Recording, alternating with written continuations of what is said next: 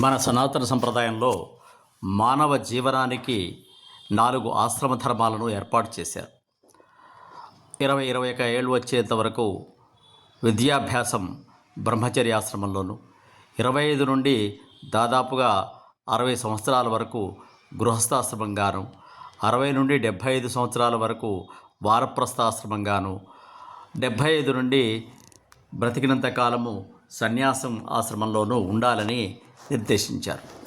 అయితే ఈ 4 ఆశ్రమాల వారికి కూడా రెండవదైనటువంటి గృహస్థాశ్రమం ఆలవాలంగా ఉంటుంది. ఆ గృహస్థాశ్రమానికి ముఖ్యమైనది బ్రహ్మచారిగా ఉన్నటువంటి వటువు గృహస్థాశ్రమంగా స్వీకరించడం కోసం ఒక వధువును పెళ్ళాడుతారు. ఆమె అతనికి భార్యగా ఒక ఇంటికి వస్తుంది.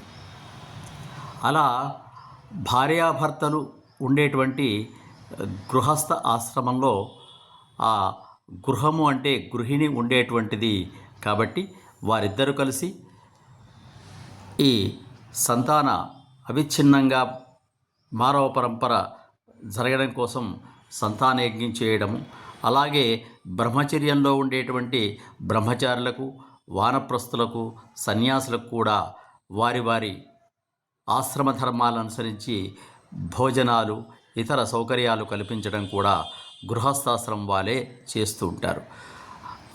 అలాగే అక్కడ వచ్చేటువంటి భిక్షుకులకు కానివ్వండి, లేక వారాలు చేసుకునేటువంటి అబ్బాయిలకు కానివ్వండి, ఈ ఆహారం కూడా ఆ గృహస్థాశ్రమంలో ఉండేటువంటి స్త్రీలు ఇస్తుండేవారు. గురుకులాల్లో ఉండేటువంటి గురువు యొక్క భార్యగా ఆమె తన భర్త చదువు చెప్పేటువంటి విద్యార్థులకు కూడా అన్నము, పానము, మిగతా వత్సౌకర్యాలు ఏర్పాటు చేస్తుండేది. ఈ విధంగా పూర్వకాలం నుండి నేటి కాలం వరకు కూడా గృహిణుల యొక్క పాత్ర అద్వితీయమైంది. ఇక నేటి కంప్యూటర్ కాలంలో గృహిణి కాలంతో పరిగెత్తాల్సి వస్తుంది.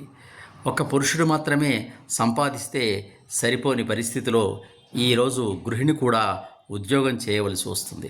ఇటు గృహకృత్యాలు, అటు ఉద్యోగ బాధ్యతలు, ఇటు అత్తామామలు మొదలైనటువంటి ఇతర బాధ్యతలు కూడా నెరవేరుస్తూ చాలా ఒత్తిడికి గురి అవుతూ ఉంటుంది.